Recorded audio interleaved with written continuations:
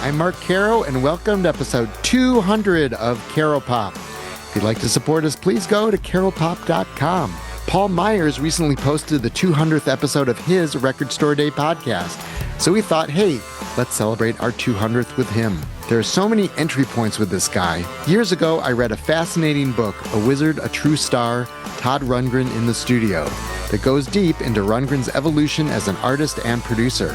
Later, I discovered the Record Store Day podcast with Paul Myers, on which he brings his smarts, musical experience, and sense of humor to lively interviews with mostly music people. Some of them have also been guests here. Myers has excellent taste. At some point, I made the connection that he was the guy who'd written that excellent Rundgren book, and happens to be the older brother of actor-writer Mike Myers, whom I interviewed for the Chicago Tribune back when the first Austin Powers movie was coming out. Paul Myers is proudly from Toronto and now lives in Northern California. He also has written books about the Canadian rock band Bare Naked Ladies, British musician Long John Baldry, and the Canadian comedy troupe Kids in the Hall. His new book, John Candy, A Life in Comedy, celebrates and mourns one of Canada's and Hollywood's most impactful stars. It's an inspirational story and a cautionary tale. It makes you laugh in recollection of Candy's work on Second City Television and in movies such as The Blues Brothers, Splash, Spaceballs, Cool Runnings, and especially Planes, Trains, and Automobiles. It also makes you cringe at the way filmmakers exploited his weight for sight gags, such as the wrestling scene in Stripes, and how that made Candy feel. He talks about roles he didn't take, including one in particular that would have been so cool. And it breaks your heart in chronicling this generous, funny man's struggles with issues that would shorten his life. Myers discusses the duty he felt in researching and writing John Candy, A Life in Comedy, and whether he was aware of Colin Hanks' documentary John Candy, I Like Me, that wound up being released in close proximity to the book. He also weighs the role of addiction in Candy's life as well as his own. We flash back to Paul Myers' early years. He grew up in Toronto with parents from Liverpool who loved Peter Sellers, Monty Python, and the Beatles. Mike Myers told me years ago that he grew up thinking he and his brothers were related to the Beatles. Paul expands on that idea and tells of his pursuit of music, then journalism, and how he became someone who can do it all. Having worked in radio and television, he now writes, produces, engineers, hosts, and composes the music for the Record Store Day podcast. Speaking of Record Store Day, Myers offers his prime picks for RSD Black Friday coming November 28th. And of course, one podcaster to another, we talk a bit of shop. Honestly, I could have chatted with him all day. Please enjoy this Caropop conversation with Paul Myers. Well, let's start with your new book, because John Candy, A Life in Comedy, I really enjoyed it, but it also made me sad. You know, it's like a comedy book that makes you laugh because you remember all these great moments, but then is there something so bittersweet about it? Like was that your experience writing it? Yeah. I sort of felt it was a solemn responsibility to chronicle why somebody was so great and why it hurt when they were gone. And so there was a solemnity or whatever. There was a solemnness to my approach. I had no agenda other than the fact that it had to be as close to the truth as anyone can get, using anecdotal information and firsthand testimony from people. So a little like a detective. I found by the time I got to his passing, you'll notice there's something like 3, maybe 4 chapters that deal with his loss. You know, the actual moment of him dying in Mexico, the telling the family, the repercussions within show business and his general public, and then his legacy.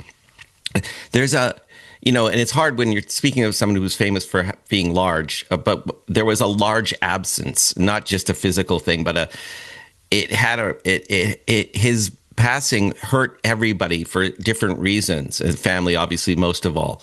But he spent most of his life trying to make things better for everyone, including himself. He enjoyed being funny. He enjoyed making people laugh, but he was doing it so that there would be some light in a world that could potentially be dark. And I get into that too. Sure. That his being losing his father when he was only 5 years old and being raised by 2 women and having to be somewhat the man about the house, man of the house. And then he was like that with everybody. He was a nurturer, but he also stood up for himself. So the other expression I keep thinking of is when you carry everyone up all the time, your shoulders are going to hurt. And I think the anxiety and the panic that he had in the later part of his life came from being a people pleaser and being there for people, which he, again, almost pathologically needed to connect with people. He wanted to help people. He wanted to meet people. He liked people, but he maybe had an expense. It had an expense on him. Right. So it's like his generosity cost him, it seems. Yeah, amongst other things, and congenital heart issues as well. Sure. I mean, there's a lot of things that, again, I always become a rap during these interviews, but I always say I am not Dr. Paul Myers. So I can't give you the conclusive, but I can give you a lot of anecdotal and researched and, things that I know and things he said. Things he actually said towards the end of his life in interviews about wishing he had started therapy earlier, Yeah, I mean, it's interesting. I just had the episode I just posted is with Peter Guralnick, who wrote The Colonel and the King about Colonel Tom Parker and wrote his two Elvis things. And John Candy and Elvis, I mean, people always sort of group together like John Candy and John Belushi and Chris Farley because they were these overweight, oversized, personalities who we lost way too early. And he wasn't Elvis because he was much more, functional than Elvis. But there was this sort of sense with both of them that they had like a lot of people they were trying to please all the time, and they were generous to a fault, as we talked about. They were struggling with these sort of addictions as well, and also struggling with loss. Elvis with his mother, which was later in life, John Candy with his father, but that there's kind of these sad, I don't know, things that just kind of went together for both of them, even though obviously they're, John Candy's not Elvis. It's funny you should be talking to Peter because Peter Guralnick is on 2 weeks from now. He's on my show. We recorded it a while ago. Yeah. I think you and I tend to mine the same seams. So, you have excellent taste. Well, I also decided to put all my book episodes for when I'm on my own book tour. So I thought it was just kind of a nice way of getting. Anyway, that's a bit of shop talk. But I want to talk shop with you too. So this is good. But what's interesting is, I also picked up on that. I think having plumbed the depths of the Candy story for 3.5 years, I feel like I see it in a lot of other, like you were saying, another stories. Like Elvis might not be the exact same story, but definitely it humanized, that book that he wrote humanized the Elvis and Colonel Tom relationship the same way that I was hoping to humanize John Candy. So you can see him as a legend. You can see him as, the shorthand that he was a nice man. Everyone loved him. But now we see why it mattered. And we also see where the films that didn't work, you see what he was looking for, why he did that, and right. I find myself being kinder to a lot of the mistakes because of it. Like like Nothing But Trouble, the Dan Aykroyd film he made, which Dan considered Dan's big sort of flop, but it swung at the fences. That film went hard, as they say, and John really loved Dan Aykroyd and played 2 parts in this movie. And people said, "Why did he do that movie?" And I'm like, if you were beholden to Dan Aykroyd the way Dan Aykroyd had been for him, Aykroyd was there for him at pretty much every major juncture in his career, including his funeral. And that is one example I'm isolating about. Now I understand things about that I didn't know going in, Right. And he does so many projects where he's sort of loyal to the same people. So he's working with Eugene Levy and, Joe Flaherty and just, all these Second City people and just kind of, working with this crew, even if the script maybe isn't in as great of shape as it should be. I guess the other Elvis parallel would be, and again, these all kind of tenuous, in that both of them live pretty expensive lifestyles, again, often treating other people to all this. And so there was this need to maybe work more than there would have been otherwise. And so like in the Colonel Parker book, which you've seen, it's part of the reason he had so many movies and so many deals was because Elvis needed money and John Candy needed money, and he had his investment in the Argonauts and everything else. So there's kind of this treadmill that he was on, and reading your book and just being reminded of the volume of movies that he was doing, you're just like, oh, if he could have just like done fewer and made them count more, that would have been great. But that wasn't, that he was on this different treadmill, right? Yeah, I think you'll find in stories of actors in general, like Michael Caine takes a lot of movies Oh too. yeah. Like, so I think sometimes actors, especially when they start out not getting parts, once they start getting offered things and they think, well, I could just picture Michael Caine, for instance, saying, we've got 6 weeks off and they're shooting in Mallorca, like let's just do it, and it's a little bit like this fills up my schedule.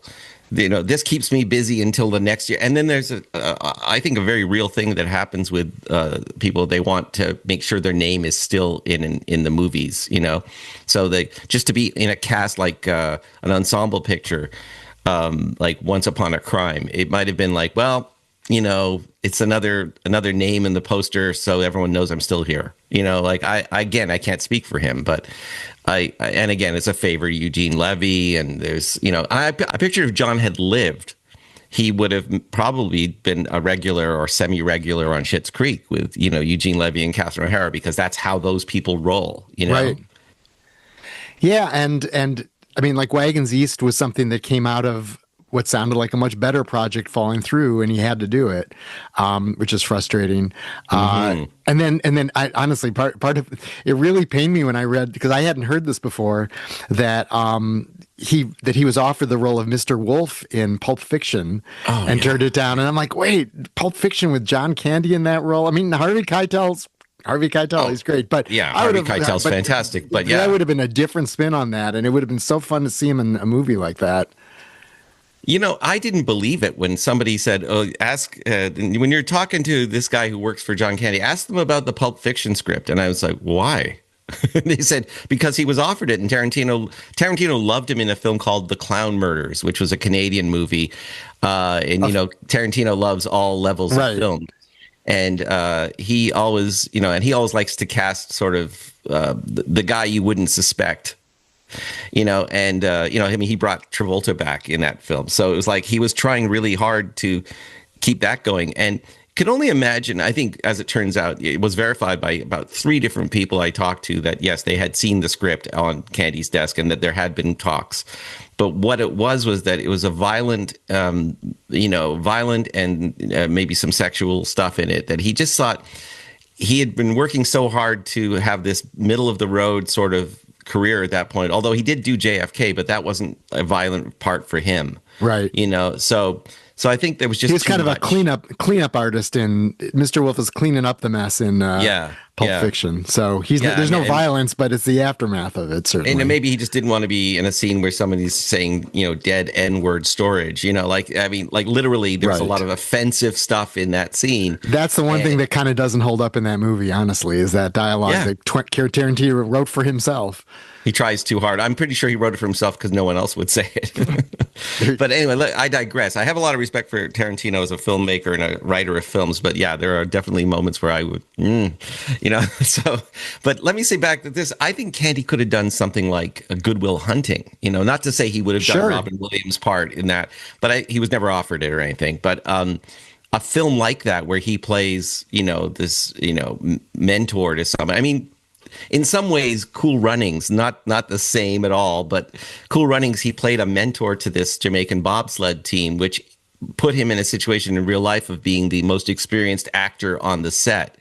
And all those young cast members say that he was the real coach, and so that was kind of a serious role for him in a lighthearted family comedy that, strangely enough, did very well at the box office because it had that Mighty Ducks quality to it, which it was a inoffensive, amusing, and also full of heart. Underdog story, and everyone loves an underdog story.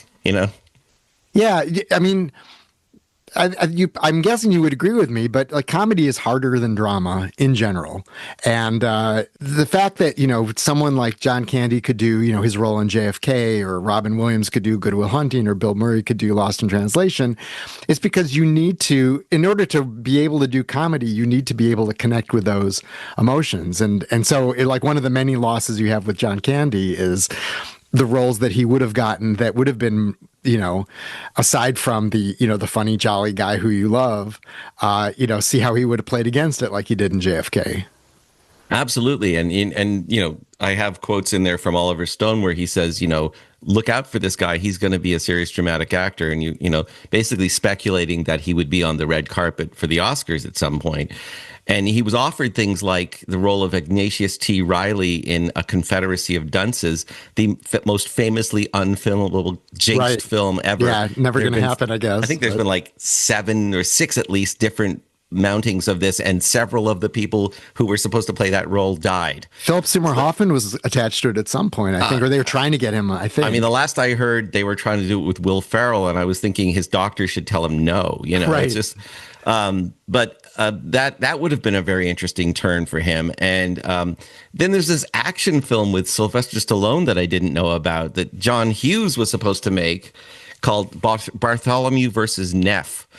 And it was kind of two neighbors. One guy's a disgraced sports star. I think it was Stallone. And they have a, kind of a battle over their fence, and it was supposed to be like this action film with Sylvester Stallone and John Candy. And it was a comedy action film.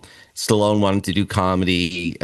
Candy wanted to branch out into something that wasn't just, lovable character guy.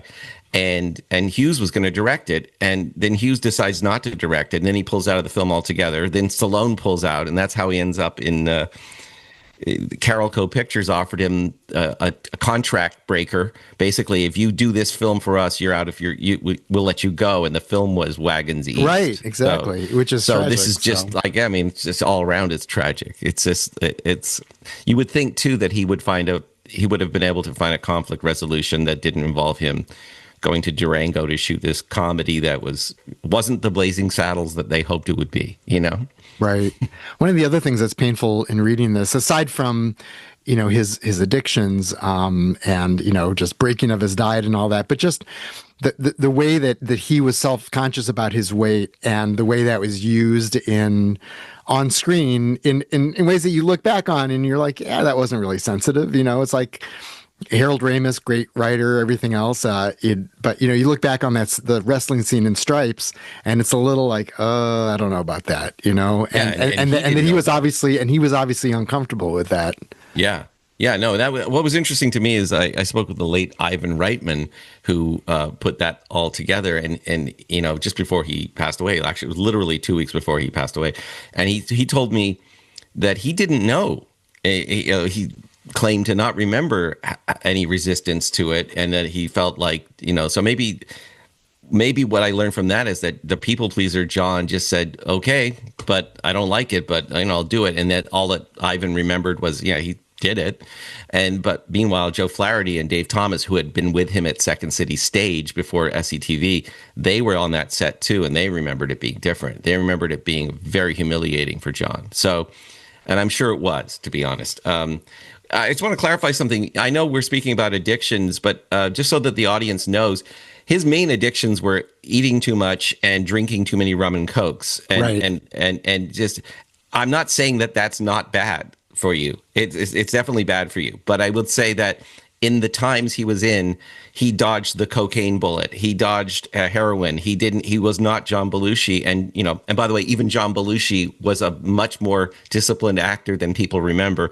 But it's just very tricky because I know that John himself hated the book Wired and actually also hated the movie. The movie, oh my God. Yeah. But anyway, sorry. And one of the reasons he didn't do the story of Fatty Arbuckle, aside from the obvious, was that it was another story, sort of like scandalizing and tabloid fodder, and so I just want to make sure that everyone knows that, Candy did overindulge, but he was addicted to a lot of things, and some of them weren't necessarily some of them were like just addicted to kindness, like addicted to being there for people.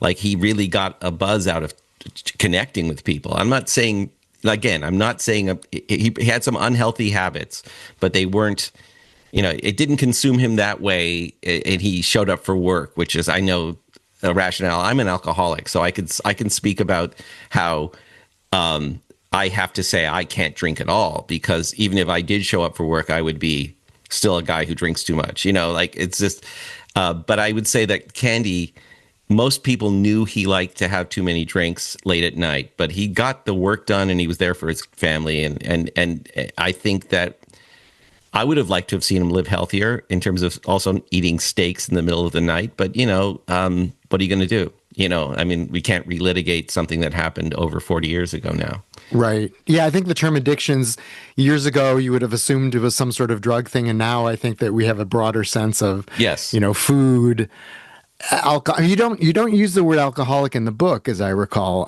I did wonder, it makes it appear that he was one, but it's not. I mean, maybe you don't need to label it, but it seems that I would say that for me, alcohol dependency in my case, for instance, that I think of that as the classic alcoholic. I think there's a lot of Irish people in my family line who would consider having a pint a day or 6 pints a day, and they would not say alcoholic, but nowadays by modern standards we'd say that's a lot of alcohol, my friend.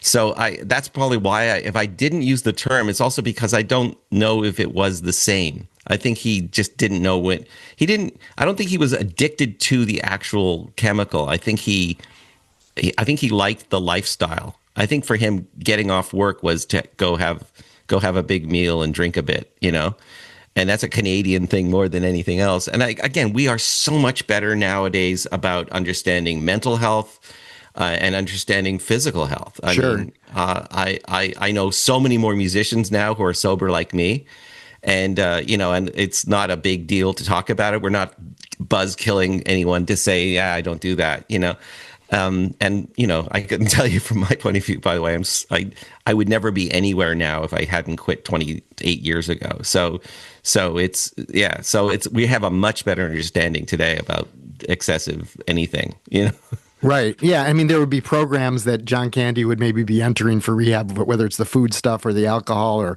all of the above that seemed like that wasn't on the table at the time. Yeah. He might have just tired of it. He might have just said, I'm tired of getting hungover, let's just move on. And that's what happened to a lot of people.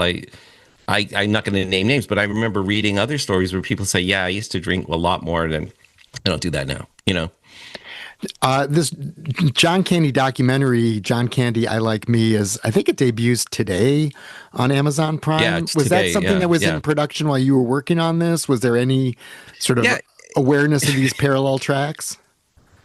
That film was the elephant in the room throughout the entire process. So the weird thing is we independently, something like 4 years ago, Doug Richmond, my editor at House of Anansi Press, who did my Kids in the Hall book, he said, hey, we love the book, the Kids in the Hall book. It's doing great for us. Everyone's really happy with the book and how it's doing. We'd like to keep working with you. What else do you want to do? And I'm like, by the way, as a writer, when do you get that call? I know. After kicking doors down for so long, and somebody says, "Hey, you want to take that cigarette and light another one with it?" I'm like, "Sure." So I said, I would love to do a book. While I was doing the Kids in the Hall, I said, "Oh my God, the mother lode of Canadian sketch comedy is SCTV," and I said, the problem is, and you'll laugh because I said Martin Scorsese's gotten there first, and he's putting out a documentary that will probably take up all the oxygen, and to use a There Will Be Blood analogy, it will drink my milkshake. And there's no way. And there's no way there'll be anything left for me to talk about. And then, of course, that film never materialized. But in the interim, he said, if you just did John Candy from SCTV, you could then go on to talk about his film career. And, it's a Canadian publisher, so they also understood the national prominence of John Candy to our consciousness as Canadians. And so I just went, oh, could I do that? And it was like almost left field. I was like, wow, a book about John Candy. Who knew I would do that? And then I had sort of social media contacts with Jen Candy, his grown daughter, Jennifer Candy Sullivan. And I emailed her and I said, as is my way when I'm doing a book with Todd Rundgren, I immediately emailed Todd and said, will you participate? And, with other people, I've done that. The Kids in the Hall, I only did it when they said they would all talk to me. And she said, oh, we know who you are and we think you're obviously somebody we trust and you're from the Second City family. We understand. But I got to tell you, we're working on our own, probably a movie. It's going to be a family thing using family footage and our story told by us. And it's a different focus. And So we're going to save all of our stuff for that. And at this point, I knew nothing about Ryan Reynolds being involved in something. And then he announced that I love John Candy and I can't wait to share something I've been hoping to do. And I just like, I'm like Columbo. I get it now. Here's what's going on. and then obviously I made inquiries, but I don't know, how things never get up the chain. And so I knew that the Candies weren't going to participate, with my they gave their blessings to me, but I knew I'd have to go on my own. I started getting a lot of interviews and I thought I should at least get Ryan Reynolds. And I don't know, we never did. And then heard Colin Hanks was involved, and I'm a huge fan of his documentaries, by the way. He did All Things Must Pass, the Tower Records story. Really, as the Record Store Day podcast guy, it was really up my street. And having spent time at in many different towers, and then he did the Eagles of Death Metal film, which is a terrible tragedy at the Bataclan. And he did I think a very respectful film about that. So I thought, wow, he's doing the John Candy film, so they're going to be good. I have no idea when they're coming out at this point. I'm going to tell you there's a little bit more to this story. A year ago, more or less, we were almost ready to publish, it would have been ready for 2024. Backing further up, I would have had to have done a couple of edits to make it work for that date. And I said, oh man, I think I want to change the whole structure. And my editor agreed, and he said, why don't we just not make, they were really excited about it so far, but it was way too long and all these things. And they said, why don't we just give ourselves a year and put it out in 2025 when we have it the way we want it? And I thought, wow, that's nice. That's it's bad because you're waiting and waiting and waiting. So 4 years after inception, we finally knew that October 7th, 2025 was going to be our date. Then I see in the summer that the Ryan Reynolds, Colin Hanks film is streaming October 10th. I thought, that's really, and it's the 75th anniversary. It would have been the 75th birthday of John Candy this year. So all this sort of zeitgeist got together, I think. And I have since heard from Ryan Reynolds, so he's like, we saluted each other in some exchanges. And, I'm actually going to meet them at some point. And it's going to be really nice because now we're just candyologists, And I feel like it's kind of nice the way it's all come together. So, I'm supporting them, they're supporting me. So it's cool. You guys could get on some panels together. I had discussions on a totally other project where there was a possibility of a documentary and a book that I was trying to get going. And we really had this kind of ongoing argument of me taking the position of one will help each other and the other was being sort of zero-sum game about it. But I'm of the mind still that it's like, if you read the book, you'll want to, you want to go back and see his movies and his clips and stuff like that. And if you see, a documentary about him, you're going to want to get the depth that you provide in the book. So I'm hoping that Rising Tide will lift both your boats, because I think, great. People are focusing more on John Candy, and if you hear about one, you should check out the other one. This zeitgeist thing can't be underestimated in terms of, you couldn't have, even a cynical marketing ploy wouldn't have pulled it off this well, which is the LA Times, for instance, does a really lovely feature about my book. That's also a lovely feature about Colin Hanks's film, and basically speaks about it as a moment in time and in culture. And so if we had planned to do that, slipstream each other, I don't think it would have worked that way. I think there's something organic, and also because both projects, I think, are honest projects from, with no agenda. We really just wanted to tell the story and share the news about John Candy. And I think as hokey as that might even sound, I think it's absolutely true. And there's a lot of stuff I have to say about empathy and kindness being really needed right now. And I think everyone's responding to that too. Isn't it nice to talk about somebody who wasn't cruel? Yes, absolutely. No, I mean, it's funny. You read the book and you're just like, I'm still waiting for someone to say, oh, that guy was a mean son of a bitch. It's like one person after another was like, he was nice to everyone on the set from, the top to the bottom of the credits. And he just was generous with everyone and stuck up for people. And it's, it's kind of a recurrent theme. Like, he was a good guy. And, I say something in the book where I mentioned that, it might have been at the top of the book. I said, even the people who had business disagreements with him and who might have had some kind of conflict about money or about timing or about whatever, those people went away from it at least after he passed away, they went away thinking, yeah, I mean, that was business. But like, I never didn't like John Candy. You have to be aggressive in business sometimes. And certainly it's never the person themselves. Usually it's usually their agents and lawyers who are nasty to each other. And that says something too, right? So there were conflicts, but they weren't conflicts about him. I mean, there are always going to be conflicts, but it was like you read this going, I would have liked to hang out with John Candy. That would have been a nice thing to do. Did you meet him ever? I didn't. And I saw him on the street a few times, but I never had the nerve to go up to him. And I was actually at the Toronto Eaton Centre Mall when they were filming The Silent Partner when I was a little tiny kid. And of course, I would never talk to anyone. I didn't see him on that day, though. I saw Elliot Gould. No, I saw Christopher Plummer. And Elliot Gould was in that film. And by the way, I'm sorry, I got to brag. Elliot Gould talked to me for this book. I mean, that to me, I remember telling my wife, I said, like, oh my God, I'm doing an interview with Elliot Gould. And then, it was a phone interview. And just hearing that voice, Elliot Gould, the original Hawkeye from MASH, like it's The Long Goodbye, all these, this guy. And he's a really great guy. Like he's got an incredible memory of culture and also he's very articulate and super effusive about John. And it was just again, sorry, as a guy who does biographies and traces people down, when I saw that, I had that, once I had that in the can, I was like, oh my God, Elliot Gould. When I talked to your brother, it was right when Austin Powers was about to come out. He was in Chicago, and it wasn't that long that he made this movie after your father had died.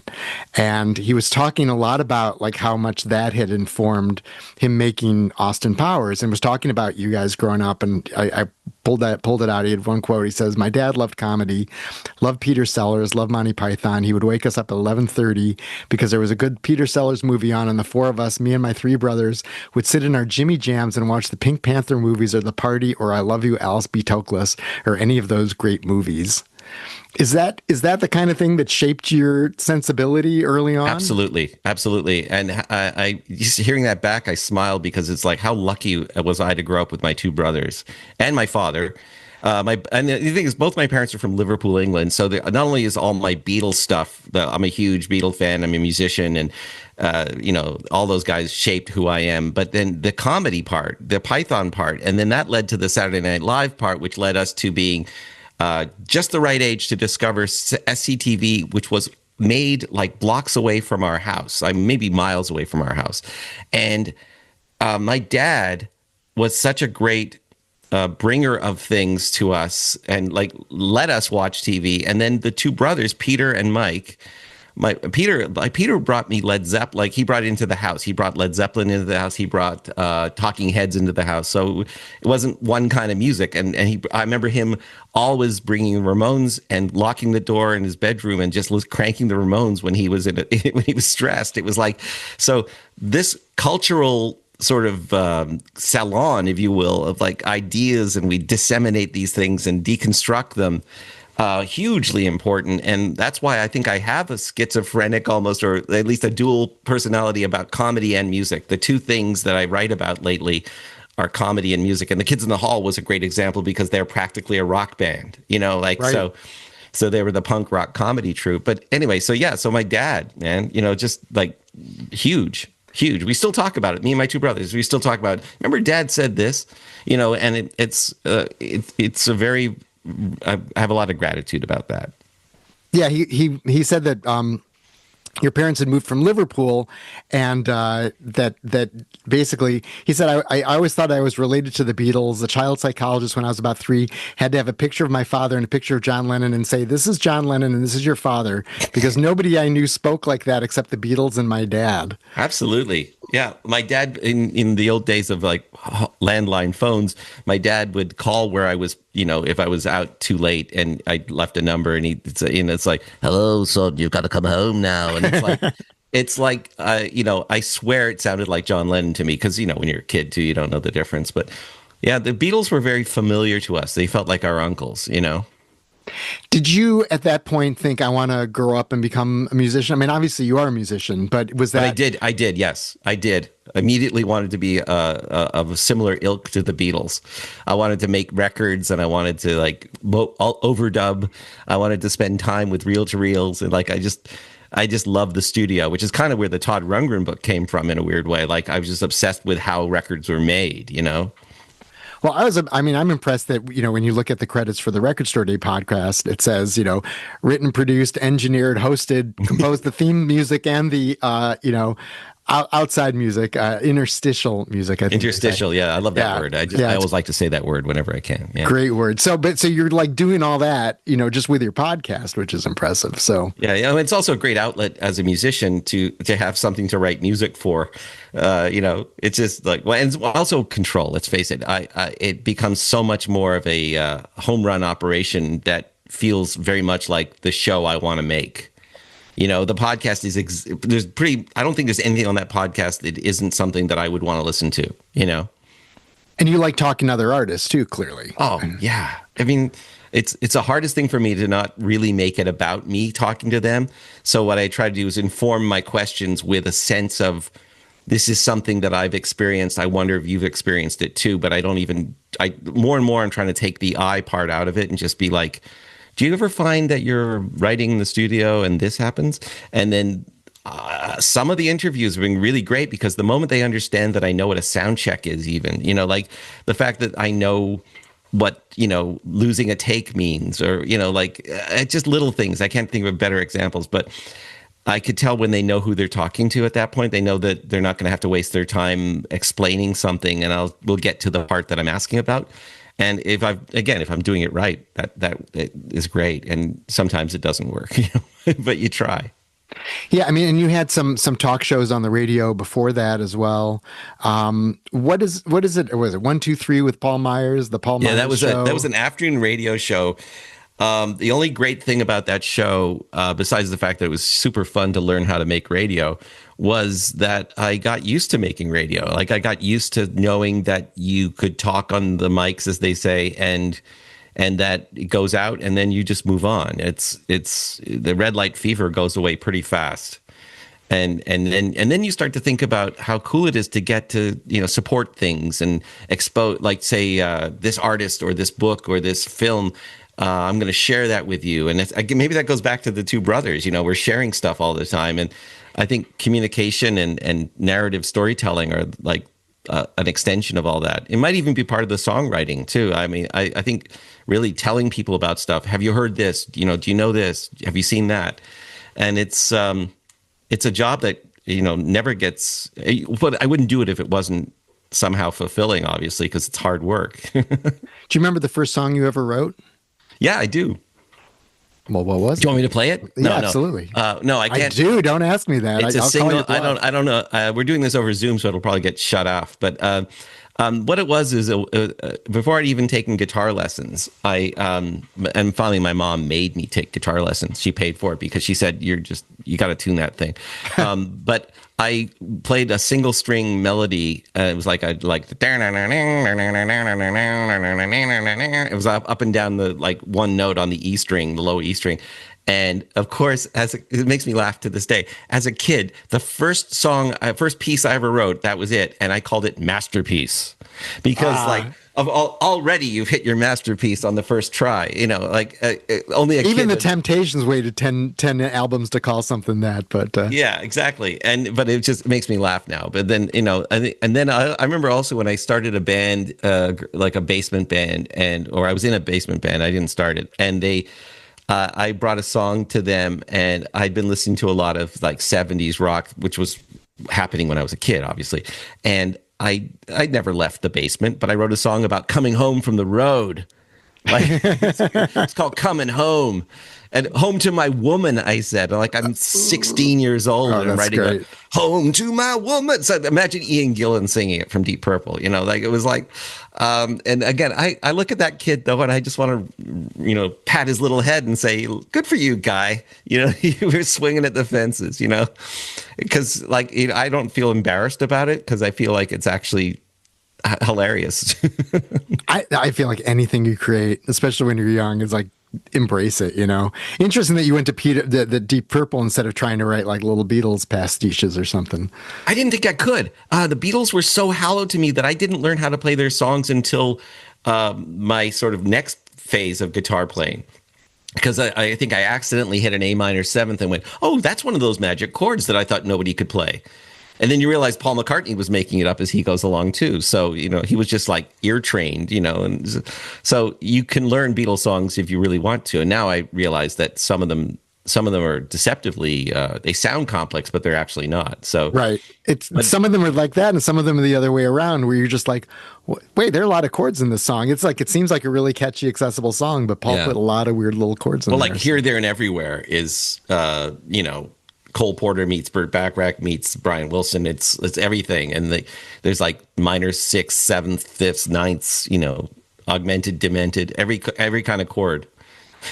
I was just playing with a friend of mine lent me his casino Epiphone, and Epiphone Casino, it has a kind of that gnarly sound to it. And I was like, oh, I'm going to try to play, you know, Let Me Roll It, even though I can't really do that. No, no, no, no, no. And I looked it up, and it's like three chords. I'm like, okay, that's one, Paul, where you think, oh, this is like a really great song, and it's all 3 chords. And it's all pull-offs too, by the way. It's like, so you just go around the 5th fret or something, and you just go like deedly ding, and it's like, and then you sort of blues out of it, you know, like. I could show you. No, it seemed like something that you could sort of like, you put your finger down, you lift it off. I don't have it yet, but I'm very unskilled. Like bar chords are still kind of advanced for me, and I've only been playing for 40 years or something. I'm such a Beatle nerd that I'm in the middle of the McCartney Legacy Part 2, Volume 2, and I read the McCartney Legacy Part 1 earlier, and I'm going through the entire McCartney and Wings career, and just it's fascinating how much is just happenstance, you know, like how much is just he wanted to do this, but that didn't happen, so he did this, you know, like McCartney 2, the solo album, was just because the last album had been really taxing in terms of band stuff, so he just wanted to noodle at home, and he ends up making McCartney 2, you know, like, and Temporary Secretary was just a bunch of riffs because he had a new keyboard, you know, like it just, I love it. Yeah, no, it's great. Are you still performing in the Paul and John? Well, no, we haven't really done anything new in 10 years, but I'm starting to write songs again, which is, I mean, real songs. Like I'm kind of amazed after doing all these instrumental noodlings, and I just started playing acoustic guitar around the house again in a way that sounded like I was writing chords, and then the chords led to melodies, and the melodies, I guess now with the world being as it is, I feel like a little more something to sing about, and they're not necessarily overtly political, but you know, the songs are about our times and how I feel, and I have no idea what's going to happen with that stuff. But I'm making demos on GarageBand, you know, just I have no idea. Cool. Well, I'll have to hear them sometime. I'd love to hear that. Actually, not knowing what you're going to do with it is the best way to create. You know, if you're just like, I'm going to do this, you know, it's going to sound like this. You sort of never know what's going to happen anyway. So I learned from reading all those Beatle books and other books. Like I read the John Fogerty book, which came out a few years ago, but I just read it, and you realize that the best thing to do is just put your head down and do it. And you don't even know where it's going to go, and so you know you can't, you know. Oh, also the Kids in the Hall said something interesting. I said, you know, did you guys set out to be edgy and innovative? And then Dave Foley just laughed in my face and said, if I ever did that, I would never do that. Like I'd never be able to do that. You can't go into anything with expectations about what's going to come out of it. You know, like it's just, you have to just let it be and then figure out what to do. You know, so you solve problems as you're going, you know? Yeah. Well, congratulations on episode 200 of the Record Store Day podcast. What do you get most out of doing this podcast? Oh, well, you touched on it earlier. For me to be able to check in with different artists and explore the creative process and in some cases ask people questions that, you know, like you read liner notes for your whole life, and then you think, oh, I would like to know how that happened, and then you realize you've got the person there. Like I've got Bonnie Raitt there, and I've got I've had I never expected to be talking to The Edge about what it's like to work in U2, and that happened. And then finally I did get Ringo, which was we had like 15 minutes with Ringo Starr. And, you know, actually I got something good from him. He was telling me about loving Sister Rosetta Tharpe, which I've never read anywhere. Wow. And so we ended up having a little chat about that. And it was, those are the things that I take. Like I said, someone asked me who my Godhead interviews would be. And I would say McCartney, Elton John, Joni Mitchell. I haven't got them. I have no lead on them yet. But those three people could talk about all kinds of music plus their own, and it would just be great. I've had Elvis Costello on the show. He's one of my huge songwriting heroes.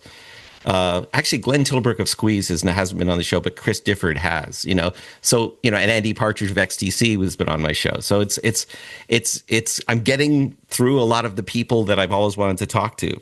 So. Right. And for you, it's just because you love their music and it sort of helps you get inside.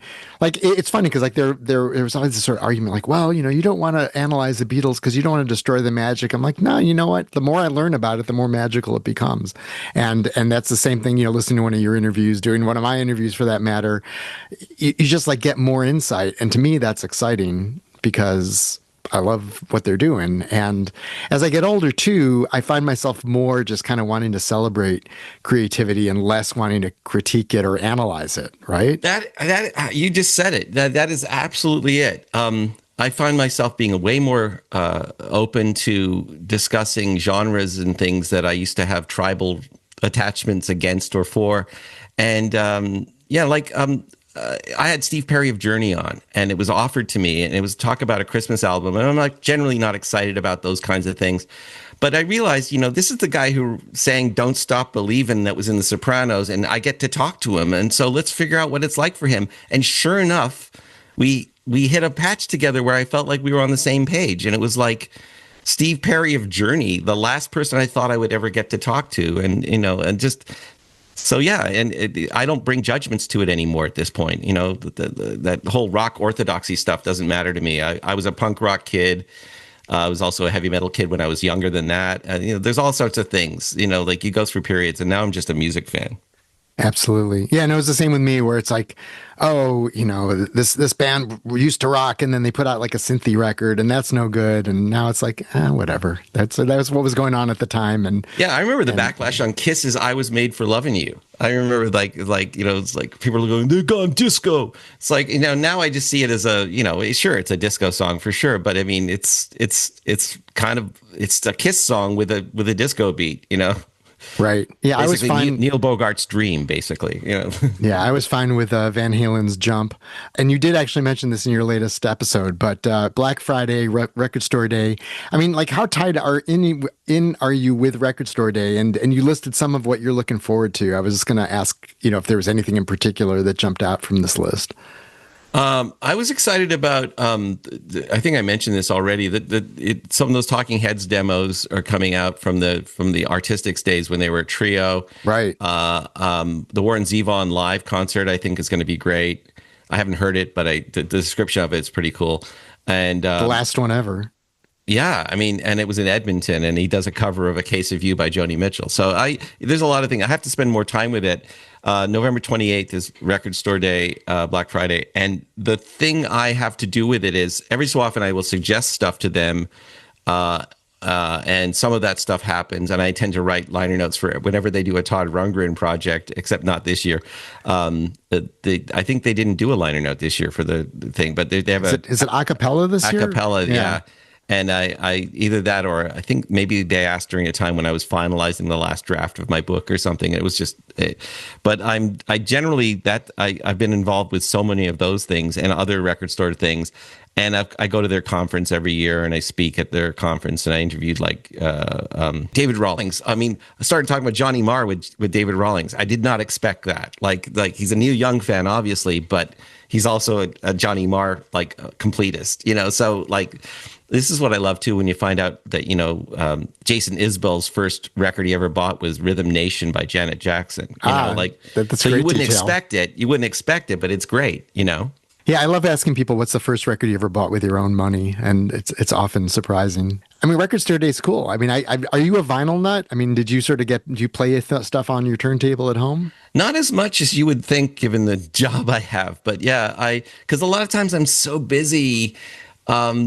getting ready for an interview that I sort of demand the MP3 file so that I can walk around listening to it, because otherwise I wouldn't be able to sit down. And and then when I've been working on books, so I get copies sent to me, and sometimes, of course, they send me all the Beatles stuff. Whenever this EMI puts out something, I'm happy to be on that mailing list. Yeah, every fall there's like the new old Beatles thing. But you're not one of these guys who's like, oh, I only want AAA, all analog. I can't cut from the tubes. I can't be, and I'll tell you, CDs actually still sound good to me, and I'll go to my grave saying that. But, all right. Well, thanks so much. Let's pick this up again sometime. We'll do part 2. I'd love to. And I've noticed that your podcast you're getting great people, and it's really great. So I'm congratulations on that. That's it for episode 200 of Caropop.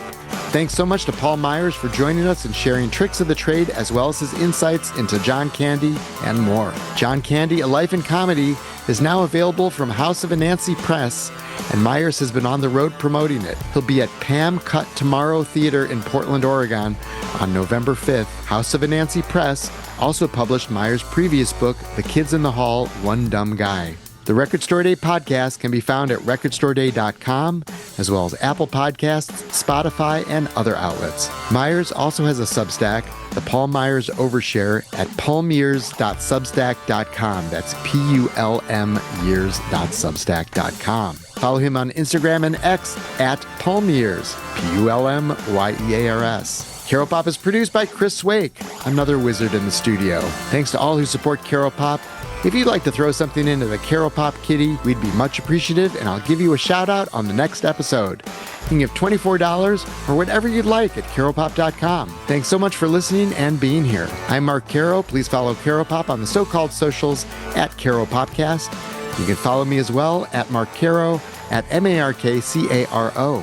Please share this episode, subscribe here and on YouTube, tell your friends, and tune in again next week for another Caropop conversation. Thanks.